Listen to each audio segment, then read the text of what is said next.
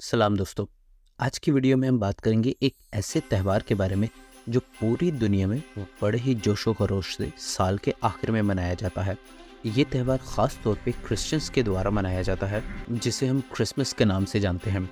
तो आज की वीडियो में हम जानने की कोशिश करेंगे क्रिसमस क्यों मनाया जाता है, क्रिसमस का मतलब क्या है, आखिर क्रिसमस 25 दिसंबर को ही क्यों मनाया जाता है, सेंटा क्लॉज का क्या कॉन्सेप्ट है और डेकोरेटेड ट्री का क्या कॉन्सेप्ट है।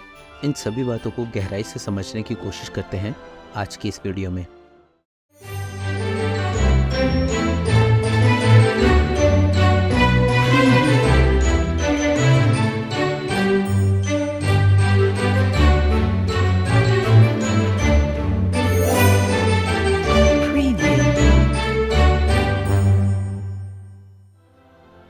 तो कहानी की शुरुआत होती है इस त्यौहार के नाम से, यानी क्रिसमस से।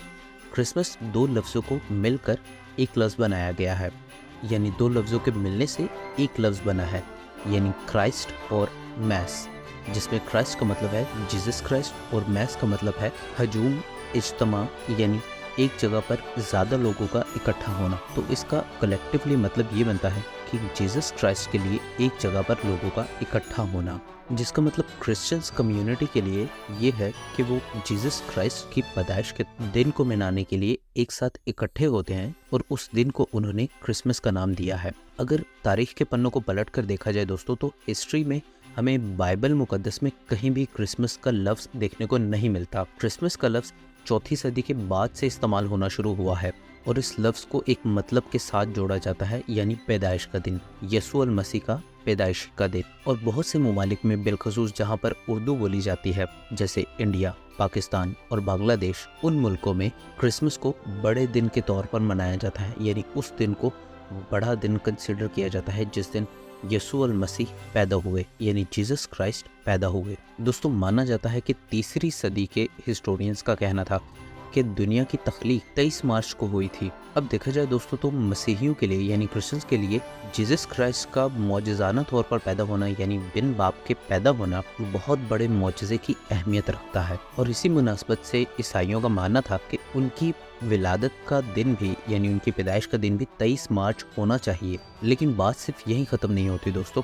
रोमन एम्पायर में रोम के मुशरिकीन अपने एक देवता की 6 जनवरी को ईद मनाया करते थे। तो इज्तिमा के फैसले के मुताबिक क्रिसमस भी 6 जनवरी को मनाना शुरू कर दिया गया। लेकिन जो वक्त गुजरता गया, ये तारीख मुतफ़िका तौर पर 6 जनवरी से पीछे आकर 25 दिसंबर फिक्स हो गई। क्योंकि अगर हम तारीख पर नज़र डालते हैं तो हमें कहीं भी एक फ़िक्स डेट नहीं मिलती जिससे हमें ये पता चल सके कि ईसा अलैहिस्सलाम किस दिन को पैदा हुए, यानी जीसस क्राइस्ट किस तारीख को पैदा हुए। इसीलिए मुतफ़िका तौर पर चर्च ने फैसला किया कि उनकी विलादत के दिन को 25 दिसंबर को ही मनाया जाएगा।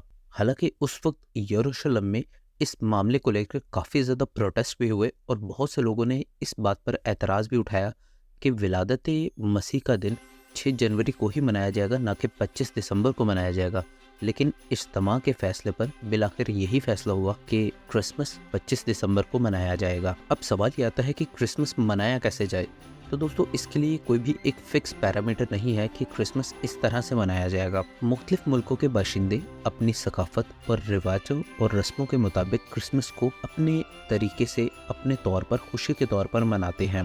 बिलखसूस यूरोप में नवंबर ही के महीने से क्रिसमस की तैयारी शुरू कर दी जाती है। माना जाता है कि क्रिसमस डेकोरेशंस पर दुनिया भर में हर साल तकरीबन 8.6 अरब डॉलर तक के अखराजात होते हैं। सड़कों और गलियों पर जगह जगह क्रिसमस ट्रीज और डेकोरेशंस सजाई जाती हैं। मुख्तलिफ शहरों को लाइटों से भरपूर तौर पर सजाया जाता है और हर तरफ खुशी का माहौल बनाया जाता है। दुकानों और बाजारों पर रश होने के साथ साथ हर जगह क्रिसमस की आमद के गीत गाए जाते हैं। और न सिर्फ गीत गाए जाते हैं बल्कि रफ़ाई और फलाही कामों के लिए फंड्स भी इकट्ठे किए जाते हैं। और मुख्तलिफ मकामात पर सोशल एक्टिविटीज़ के तौर पर क्रिसमस पार्टीज और क्रिसमस टैब्लो भी प्ले किया जाता है। खासतौर पर यह टैब्लो जर्मनी से स्टार्ट हुआ, जहाँ पर जर्मनी के स्टेज आर्टिस्ट उस सारे सीन को दोबारा से रिक्रिएट करके लोगों के सामने स्टेज ड्रामा के तौर पर प्ले किया करते थे, जिसमें जीसस क्राइस्ट की पैदाइश के वाक़ये को दोबारा से दोहराया जाता था। और वहीं पर दोस्तों क्रिसमस ट्री भी पहली दफ़ा लगाया गया था। जिसको सिर्फ सजावट के तौर पर वहाँ पर रखा गया था और लोग उस ट्री से पत्ते तोड़कर घर लेकर जाने लगे बरकत के तौर पर। यूँ वक्त गुजरने के साथ साथ क्रिसमस ट्री स्टेज से निकलकर लोगों के घरों में आने लगा, यानी लोग क्रिसमस ट्री को अपने घरों में सजाने लगे और इसकी पॉपुलैरिटी इतनी ज़्यादा बढ़ गई कि आज क्रिसमस का इवेंट इस ट्री के बगैर अधूरा लगता है। इस खुशी के मौके पर हमारी तरफ से आपको ढेर सारी शुभकामनाएं। उम्मीद है दोस्तों हमेशा की तरह आपको हमारी वीडियो इन्फॉर्मेटिव लगी होगी। अगर आपको हमारी वीडियो इन्फॉर्मेटिव लगी तो हमें नीचे कमेंट्स बॉक्स में ज़रूर बताइए। हमारे चैनल को लाइक, सब्सक्राइब और शेयर कीजिए। खुश रहें, आबाद रहें।